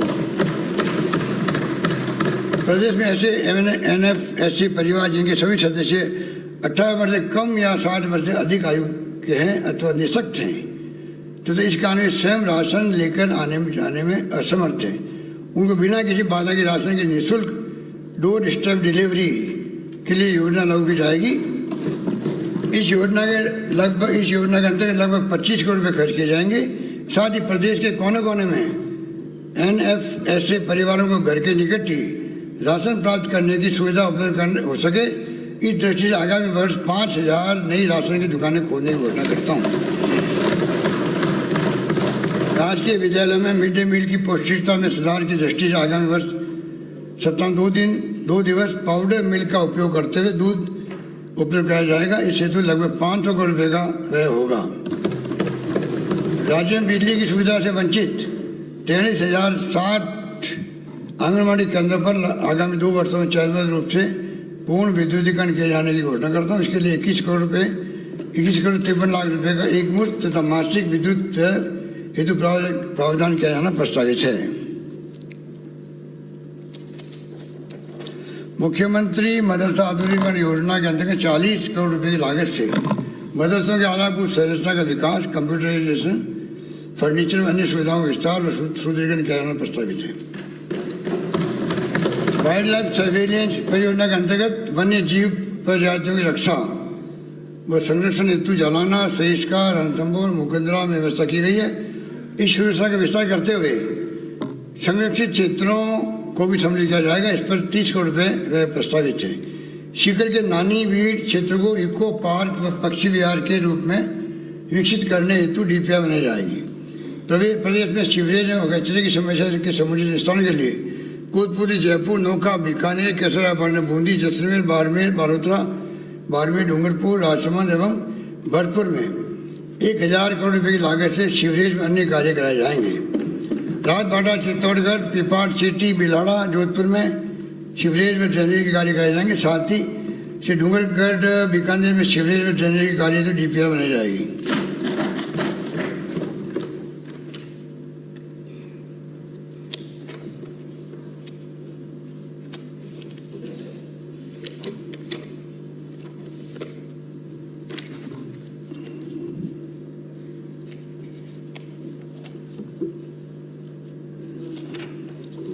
शपोत्रा में पानी भराव की समस्या के निस्तारण के लिए नाले के निर्माण व अन्य कार्य कराए जाएंगे। शहरों में गीले कचरे को प्रोसेस, लिक्विड वेस्ट को प्रोसेस कर बायोगैस मीथेन का उत्पादन किया जाएगा। इस पर 125 करोड़ रुपये व्यय किए जाएंगे। समस्त ग्राम पंचायत मुख्यालय पर चरणबद्ध रूप से सॉलिड एवं लिक्विड वेस्ट मैनेजमेंट संबंधी कार्य कराए जाएंगे। आधारभूत संरचना में 17 जून 1999 के बाद शहरी क्षेत्रों में कृषि भूमि पर आवास बनाकर रह रहे एवं आजीविका अर्जित कर रहे आमजनों को राहत प्रदान किए जाने की दृष्टि से राजस्थान भू राजस्व अधिनियम की धारा 90A की उपधारा 8 में संशोधन कर मंत्रिमंडल ने हाल ही में स्वीकृति प्रदान की है। इसी प्रकार कच्ची बस्ती के आवासियों को राहत प्रदान करने के उद्देश्य से सर्वेशुदा कच्ची बस्तियों में कब्जों के नियमन की कट ऑफ डेट 15/8/9 से बढ़ाकर 31/12/21 किए जाने की घोषणा करता हूँ। पट्टे हस्तांतरण होने के पूर्ववर्ती प्रावधान में प्रशासन शहरों के संघ अभियान 21 में यह प्रावधान किया गया था कि पट्टा जारी होने के 10 वर्ष बाद ऐसा पट्टा हस्तांतरण हो सकेगा। इस 10 वर्ष की अवधि को 3 वर्ष किए जाने की घोषणा करता हूँ। 110 वर्ग गज से 200 वर्ग गज तक में अतिरिक्त जायल, नागौर, सैया, धाम, चौटन, बाड़मेर में पर्यटन विकास एवं जीर्णोद्धार कार्य कराए जाएंगे। इसके अतिरिक्त जोधपुरी या नेवाई टोंक में देवनारायण पेंदरमा बनाया जाएगा। धार्मिक पर्यटन को बढ़ावा देने की दृष्टि से मंदिरों, मस्जिदों, दरगाह, गुरुद्वारा, चर्च तथा अन्य धर्मों के स्थलों पर का सर्वे कराकर चयन करते हुए आधारभूत संरचना के कार्य कराए जाएंगे। इसी कड़ी में श्रद्धालुओं की सुविधा हेतु जयपुर के आराध्य देवी श्री गोविंद देव जी मंदिर के पहुंच मार्गों का जीर्णोद्धार, सौंदर्यीकरण एवं जन सुविधाओं का विस्तार किया जाएगा। साथ ही जयपुर के गलता गेट के समीप स्थित ईदगाह क्षेत्र के मार्गों का जीर्णोद्धार एवं जन सुविधाओं का विस्तार किया जाएगा। इन समस्त कार्यों के लिए 30 करोड़ रुपये प्रावधान प्रस्तावित है। हमारे द्वारा वर्ष 13 में वरिष्ठ नागरिक तीर्थ यात्रा योजना शुरू की गई थी। वर्ष 21-22 के बजट में इस योजना के अंतर्गत 10,000 से बढ़ाकर 20,000 श्रद्धालुओं को तीर्थ यात्रा कराने की घोषणा की गई थी, परंतु कोविड-19 के प्रतिबंधों के चलते पात्र वरिष्ठ नागरिक इस योजना का लाभ नहीं ले पाए। आगामी वर्ष में इस प्रकार तीर्थ यात्रा योजना से बढ़ी हुई संख्या में वरिष्ठजनों को इस योजना का लाभ मिल सकेगा। इस योजना पर 30 करोड़ रुपये का व्यय संभावित है। कोविड-19 महामारी से प्रभावित राज्य के पर्यटन उद्योग को सहायता देने के उद्देश्य से कोविड-19 की दूसरी लहर में जिस अवधि में पर्यटन गतिविधियां पूर्ण रूप से प्रतिबंधित थी, उसी अवधि में पुरातत्व एवं संग्रहालय विभाग राजस्थान को देय किराया मासिक लाइसेंस फीस में पूर्ण छूट दिए जाने की घोषणा करता हूँ। साथ ही उक्त प्रतिबंध समाप्त होने की दिनांक से 31 अगस्त 21 तक की अवधि में पर्यटकों की आवक में हुई कमी के आधार पर देय किराया मासिक लाइसेंस फीस में अनुपातिक छूट देना प्रस्तावित है।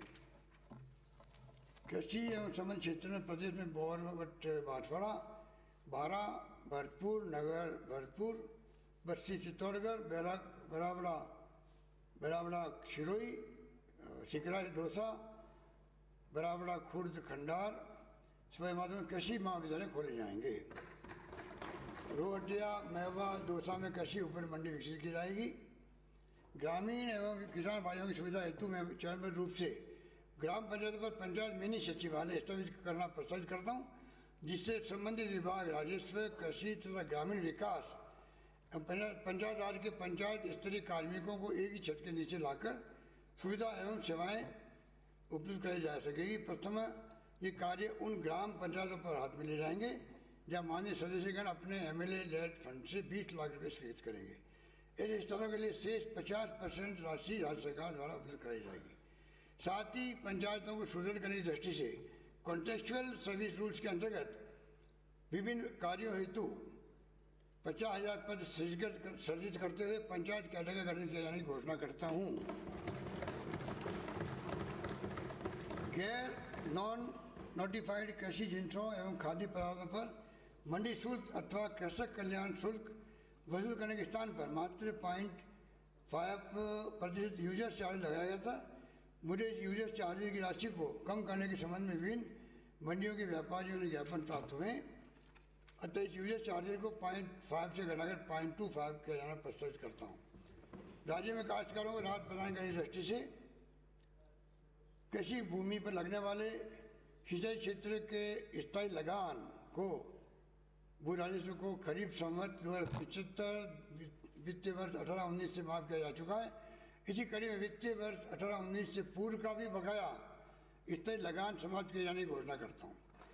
नया बास, ढाणी गांव बिठोला के पार बामनवास, सवाई माधोपुर अनाथ नदी पर गराडिया, गागर तलाई, बांसवाड़ा में अनिकट निर्माण कराए जाएंगे। साथ ही किशनगंज बारा में हथवारी खिरिया लघु सिंचाई परियोजना तथा चिड़ालिया अनिकट की मरम्मत व सुदृढ़ीकरण के कार्य कराए जाएंगे।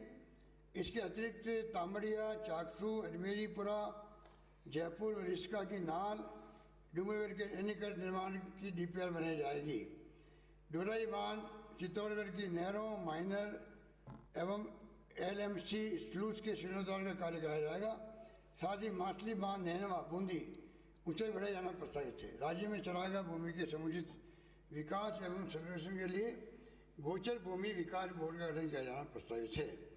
प्रदेश में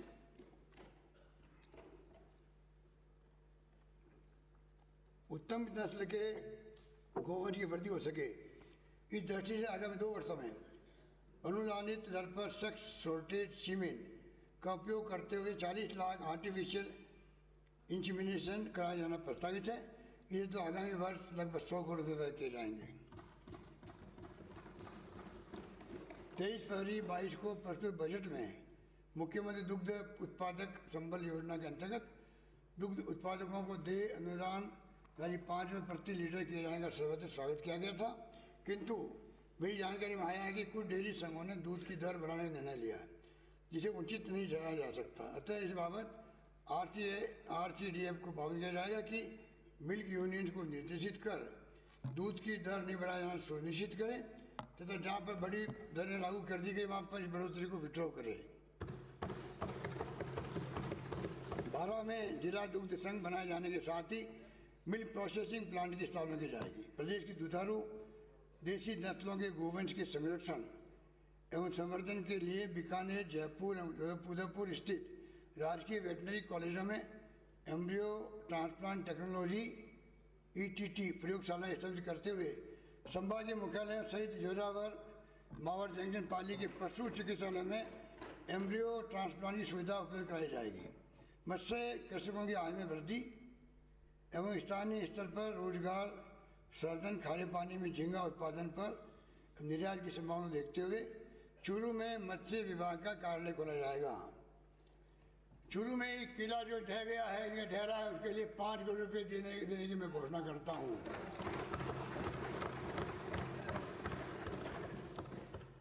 वर्तमान में पशु पक्षियों में बर्ड फ्लू आदि रोगों के डायग्नोसिस व कन्फर्मेशन हेतु भोपाल स्थित हाई सिक्योरिटी लैब में सैंपल भी जाते हैं। प्रदेश में भी इस प्रकार की लैब की आवश्यकता को दृष्टि रखते हुए जयपुर में आधुनिक बायो सिक्योरिटी लैब 3 BSL 3 की स्थापना की जाएगी।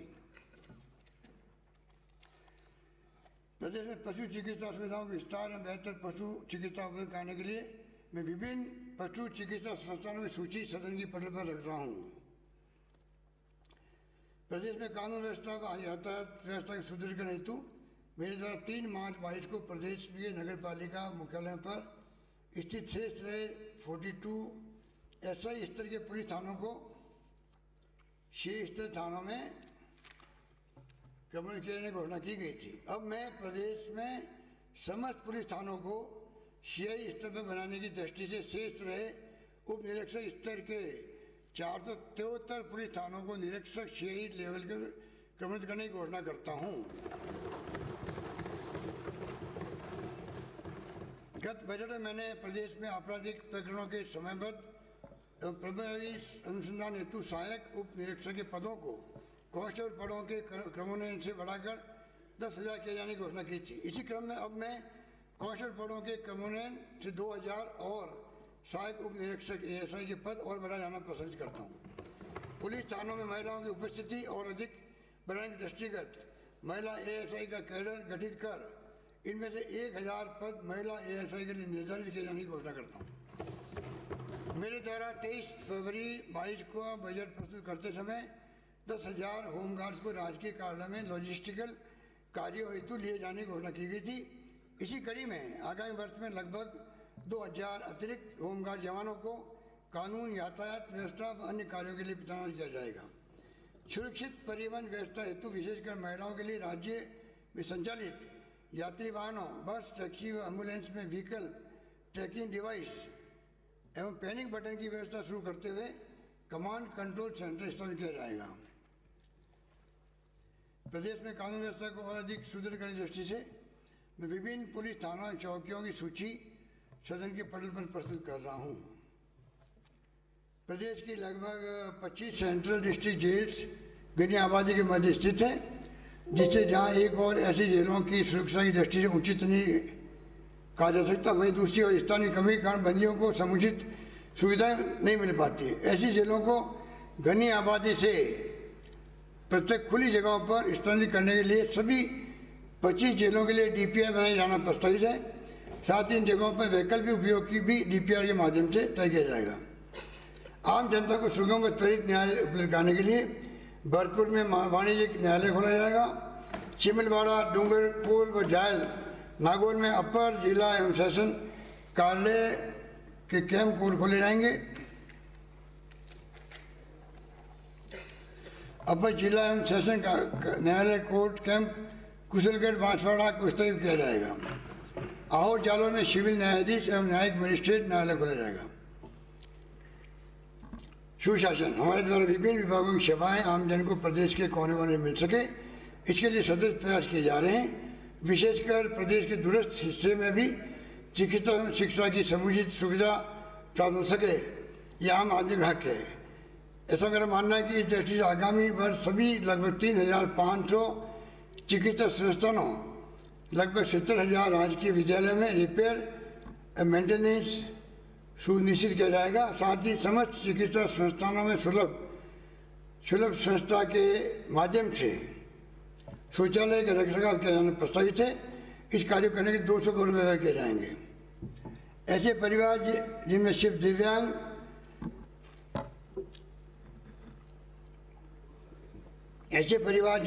दिव्यांग, विधवा व बुजुर्ग सदस्य ही हैं, वे सरकारी कल्याणकारी योजना का समुचित लाभ प्राप्त करने से वंचित नहीं रहे।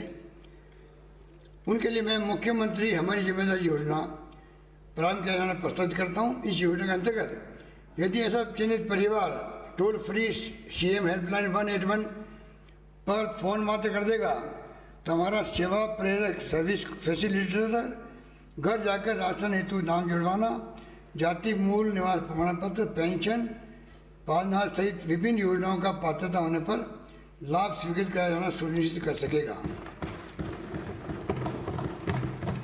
साथ ही राज्य सरकार योजनाओं से कोई परिवार वंचित न रहे, इस हेतु योजना के प्रचार प्रसार में उनकी जानकारी प्रभावी रूप से प्रदान करने के दृष्टिगत प्रत्येक ग्राम पंचायत पर विशेष ग्राम सभा का आयोजन किया जाएगा। इसमें ग्रामवासियों और लाभार्थियों से संवाद कर नुक्कड़ नाटक, सामग्री वितरण, प्रश्नोत्तरी आदि के माध्यम से योजनाओं की जानकारी दी जाएगी। आमजन को जागरूक करने में पत्रकार साथियों की महत्वपूर्ण भूमिका।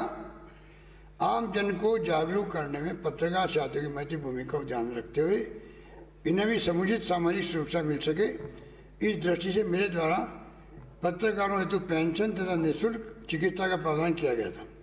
इसी कड़ी में अब मैं आगामी वर्ष से राजस्थान पत्रकार और साहित्यकार कल्याण कोर्स से पत्रकार साथियों के बच्चों के लिए pre matric and post matric छात्रवृत्ति प्रारंभ करने की घोषणा करता हूँ। विभिन्न विभागों में भामाशाह ट्रस्ट सोसाइटी NGO द्वारा सहभागिता से कराए जाने वाले जन उपयोगी कार्यों जिनमें ऐसी संस्था की सहभागिता 50% अथवा अधिक है कि क्रियान्वयन उनके द्वारा ही करवाने हेतु RTPP नियम 2013 में आवश्यक प्रावधान किया जाएगा।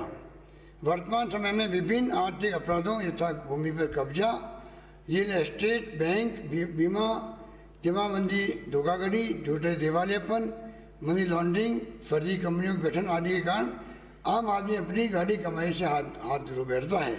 कुछ समय से कोऑपरेटिव क्रेडिट सोसाइटी स्कीम जैसी घटनाएं बढ़ी है और आम आदमी को धोखाधड़ी का शिकार होना पड़ा है। मैं प्रदेशवासियों से अपील करना चाहूँगा कि वे इनकी ठगी का शिकार न बने। जन सामान्य को त्वरित कार्रवाई के माध्यम से शीघ्र न्याय दिलाया जा सके, इसे तो मैं वित्त विभाग के अधीन डायरेक्टरेट ऑफ इकोनॉमिक ऑफेंसेस बनाए जाने की घोषणा करता हूँ। जयपुर शहर में गृह निर्माण समितियों द्वारा अनाधिकृत पट्टे दिए जाने की गंभीर समस्या बनी हुई है। इससे जहाँ एक और शहर के सुनियोजित विकास में बाधा आती है, वहीं आम जन के धोखाधड़ी के शिकार होने की आशंका बनी रहती है। इस समस्या के समाधान के लिए राजस्थान सोसाइटी रजिस्ट्रेशन एक्ट 2001 में यथोचित संशोधित करते हुए प्रभावी कार्य किया जाना प्रस्तावित है। प्रदेश की नव सृजित 57 पंचायत समिति मुख्यालय पर आम जन की सुविधा के लिए शिक्षा, स्वास्थ्य एवं महिला बाल विकास सेवाओं को सुदृढ़ करने के लिए CBO, CDPO व BCMHO कार्यालय भी खोले जाएंगे। प्रदेश में प्रशासनिक इकाइयों के विस्तार एवं सुदृढ़ीकरण हेतु मैं विभिन्न प्रशासनिक इकाइयों की सूची सदन की मेज पर रख रहा हूँ।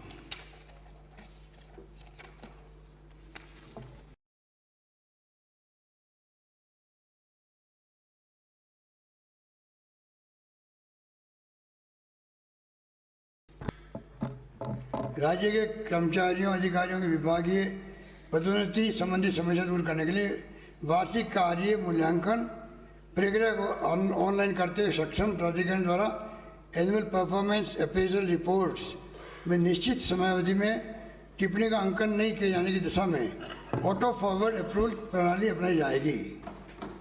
आवश्यकता होने पर वर्ष में दो बार विभागीय पदोन्नति समिति DPC की बैठक आयोजित की जा सकेगी।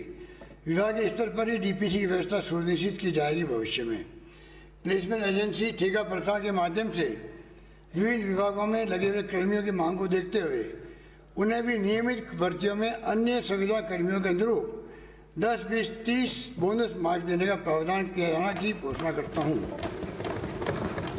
हमारी सरकार फिर जल्द राजकीय पेंशनर एवं उनके परिवार के प्रति संवेदनशील है। वर्तमान में RGST के अंतर्गत कैशलेस निःशुल्क चिकित्सा सुविधा हेतु पेंशनर के परिवार में स्पाउस एवं विकलांग पुत्र पुत्री ही सम्मिलित थे।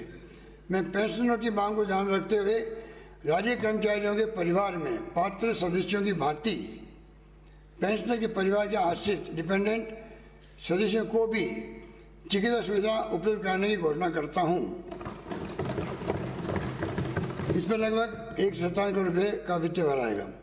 प्रदेश के विभिन्न बोर्डों, निगम, स्वायत्तशासी संस्थाओं जैसे RSMM, RTTC, तिलम संघ, विद्युत कंपनियों एवं विभिन्न विश्वविद्यालयों के कार्मिकों द्वारा मेरे समक्ष पेंशन न मिलने अथवा पेंशन के विकल्प संबंधी समस्या लाई गई है।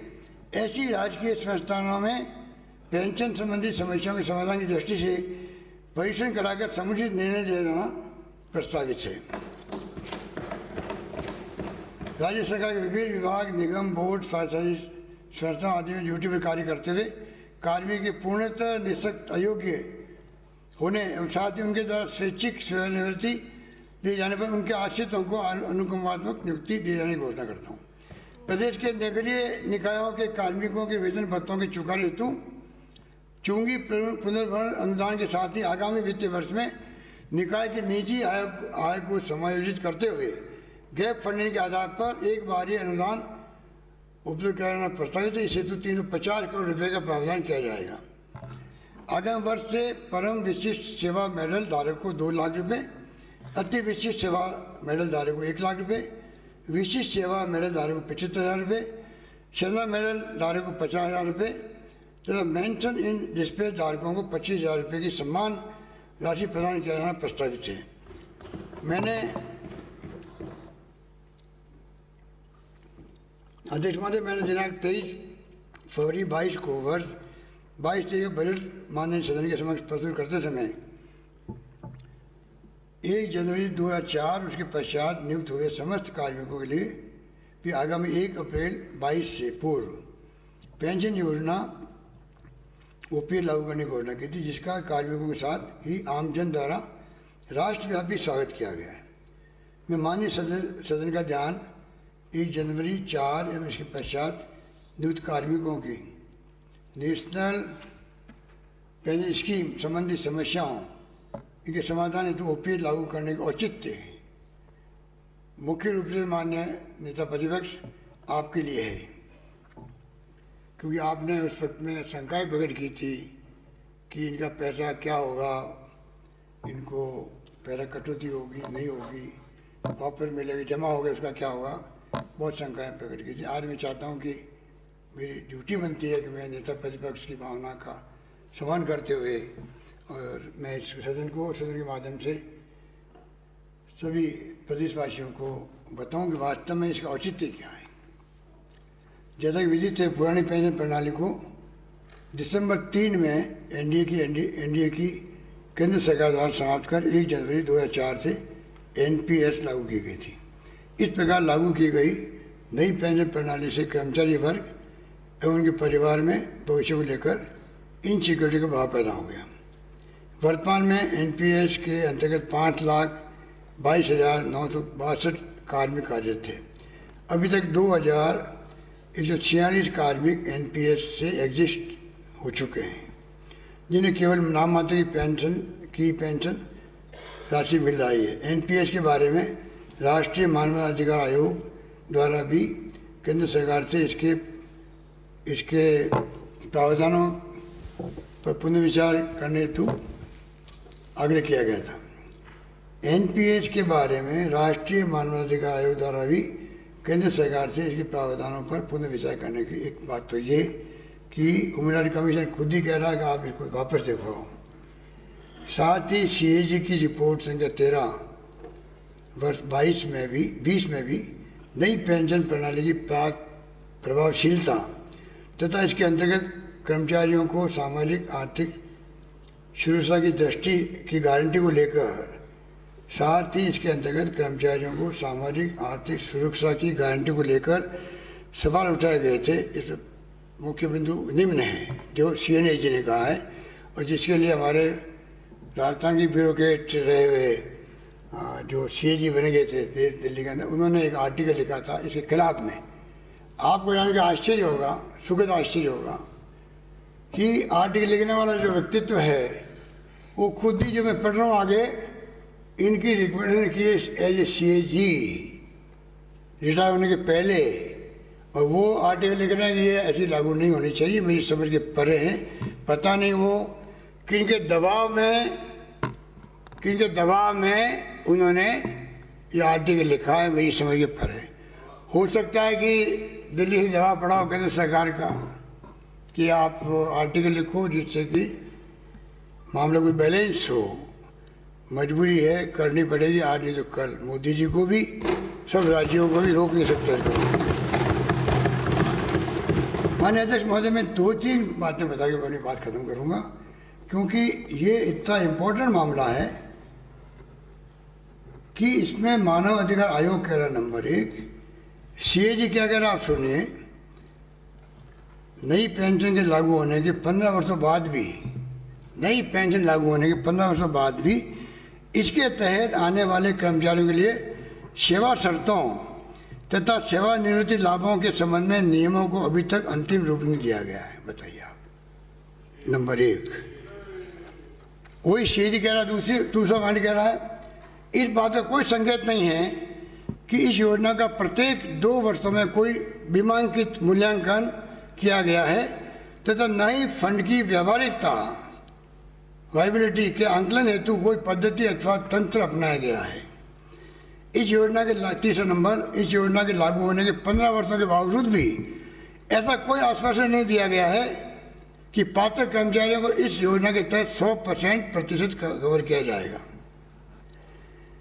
नंबर 5 में ये भी है, जल थल वायुसेना के कार्मिकों के लिए नई पेंशन प्रणाली लागू नहीं की गई। क्यों?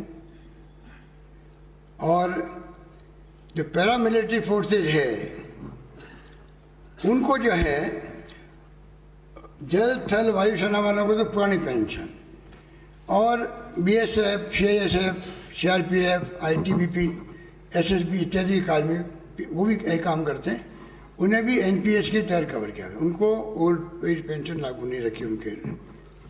केंद्र राज्य सरकारों के कर्मचारी भी पूर्ण प्रतिबद्धता कार्य करते हैं, निर्वहन करते हैं अपने कर्तव्यों का।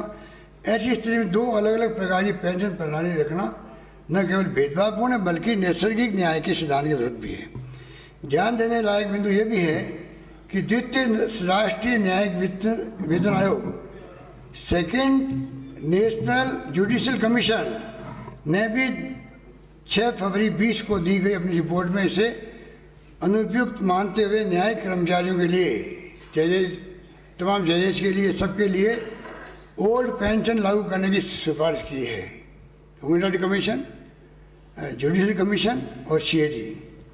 जो कार्मिक अपने जीवन के 35 वर्ष सरकारी जनसेवा को समर्पित करता है उसके लिए सरकार का दायित्व है कि उसे रिटायरमेंट होने पर उसे आर्थिक सुरक्षा की गारंटी मिले।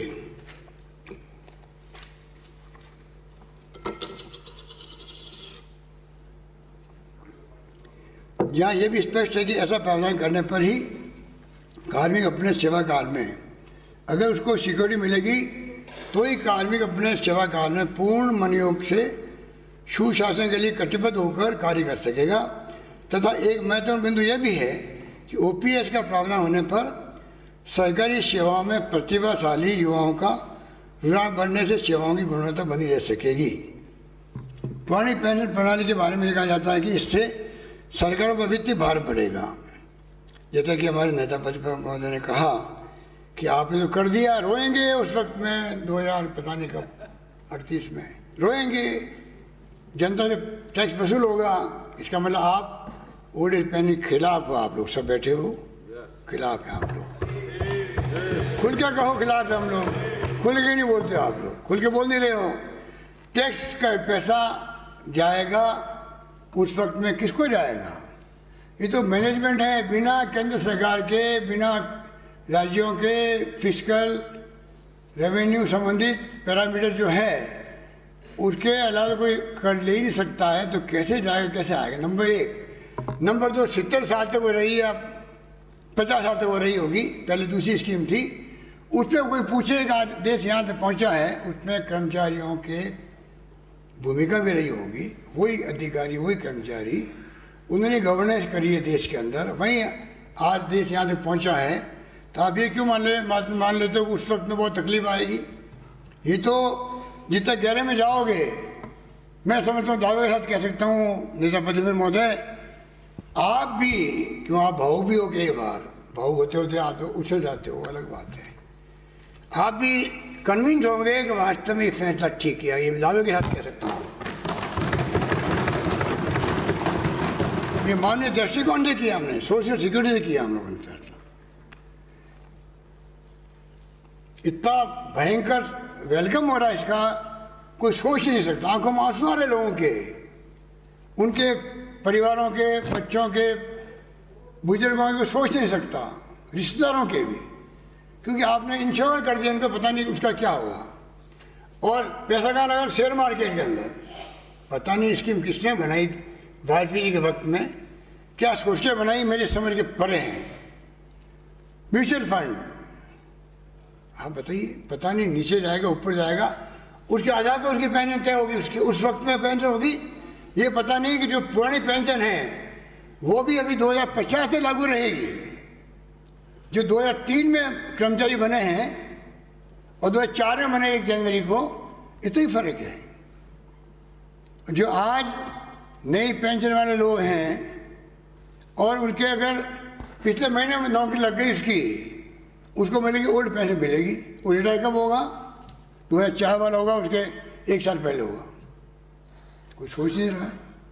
पुरानी पेंशन प्रणाली के बारे में कहा जाता है कि इससे सरकारों में वित्तीय भार बढ़ेगा तथा विकास एवं जन कल्याण के कार्य प्रभावित होंगे। यहाँ यह तथ्य समझना जरूरी है कि जब पुरानी पेंशन प्रणाली लागू की गई थी जब पुरानी पेंशन प्रणाली लागू थी तो उस समय भी प्रत्येक क्षेत्र में शानदार प्रगति हुई देश में। पुरानी पेंशन प्रणाली पुनः लागू करने के कारण कोई तरह का विकास और जन कल्याण के कार्य में कटौती को प्रस्ताव हमने नहीं करी है। मेरे द्वारा बजट प्रस्तुत करते समय की गई घोषणा के उपरांत हमारे कुछ साथियों ने 1 अप्रैल 22 से कार्मिकों से की जाने वाली कटौती, ये इंपॉर्टेंट पॉइंट है आपके कटारिया साहब, ये आपके पॉइंट का जवाब दे रहा हूँ मैं, ध्यान से सुनना कृपा करके। मेरे द्वारा बजट प्रस्तुत करते समय की गई घोषणा के उपरांत हमारे कुछ साथियों ने 1 अप्रैल 22 से कार्मिकों से की जाने वाली कटौती के बारे में संशय होना स्वाभाविक है। इस भ्रांति को समाप्त करने की दृष्टि से अब मैं 1 जनवरी 2004 एवं इसके पश्चात नियुक्त कार्मिकों से की जाने वाली 10% की मासिक कटौती को 1 अप्रैल 22 को देय वेतन, मतलब 1 अप्रैल आने वाली को समाप्त करने की घोषणा करता हूँ।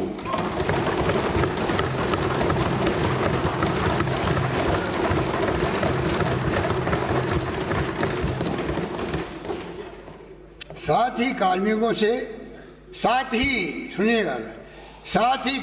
से पूर्ण की जा चुकी कटौती को, उनमें से pensioner medical fund RGHS fund की राशि समायोजित करते हुए शेष राशि उनके रिटायरमेंट के समय GPA पर दे इंटरेस्ट रेट के साथ एक मुश्त जोड़ा जाना प्रस्तावित करता हूँ।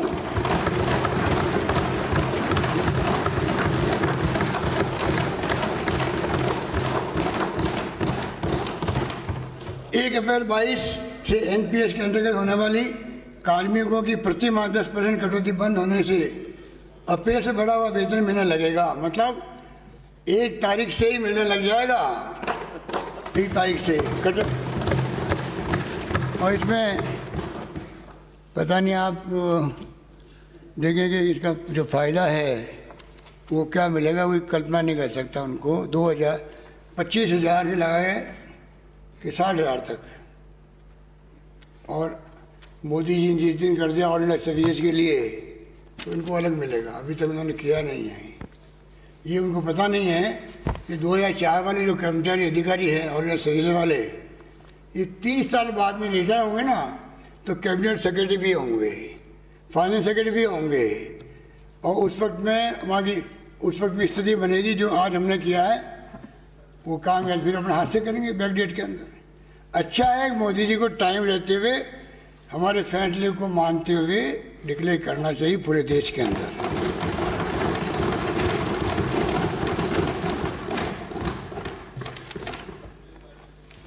तो अध्यक्ष महोदय, ये वेतन बढ़ोतरी कर्मचारी के वरिष्ठ आधार पर मासिक 2,300 से लेकर 10,000 रुपये से अधिक तक रहेगी। मासिक 2,000 से 10,000 प्रति माह। हमारे सभी कार्मिकों को ओपीएस के अंतर्गत लाने के निर्णय के पश्चात मुझे खुशी है कि अब छत्तीसगढ़ ने भी इसे लागू करने की घोषणा कर दी है तथा कई अन्य राज्य भी इस संबंध में परीक्षण कर रहे हैं। अन्य राज्यों के कार्मिकों के साथ साथ केंद्रीय, सेंट्रल एवं अखिल भारतीय सेवा के कार्मिकों को रिटायरमेंट पश्चात आर्थिक सुरक्षा गारंटी प्राप्त हो सके, इस हेतु मैंने माननीय प्रधानमंत्री जी से आग्रह किया है कि वह भी ओल्ड पेंशन स्कीम लागू करने का कृपा करें। माननीय अध्यक्ष महोदय, इन्हीं शब्दों के साथ में मैं अपनी बात समाप्त करता हूँ। सभी माननीय सदस्यों को कैलाश मेघवाल जी के कॉलेज की बात, तो आपका तो इशारा बहुत होता है। आप देख नहीं रहे थे, आप खड़े हुए तो कम से कम तालियां इधर से भरी थी। जब मैं अंदर घुस रहा था तो मैं नोट कर रहा था ताली इधर से क्यों भर रही है, उधर से क्यों नहीं भर रही है, समझ गए? अरे सर बुजुर्ग हैं और इन्होंने 5 साल तक हाउस चलाया है। मेरी शिकायत इनसे अध्यक्ष महोदय, जिस प्रकार इन्होंने भूमिका निभाई अपनी लॉयल्टी रखते हुए आप लोगों के साथ में, ये वो व्यक्तित्व है जिसने परवाह नहीं करी हम लोगों की। मेरी शिकायत इनसे थी उस वक्त में भी। इसलिए तो अध्यक्ष महोदय, मैं बहुत आपने मुझे अवसर दिया बोलने का भी, और माननीय सदस्य ने बहुत जम के तो अपनी बातें कही। मैं विश्वास दिलाता हूँ, अंतिम में वापस विश्वास दिलाता हूँ कटारिया साहब को, तमाम हमारे साथियों को जो पक्ष में विपक्ष में हैं, आप निश्चिंत रहें। ये बजट जो है प्रस्तुत किया गया है, कमिटमेंट के साथ किया गया है, इसको हम लागू करके रहेंगे। धन्यवाद।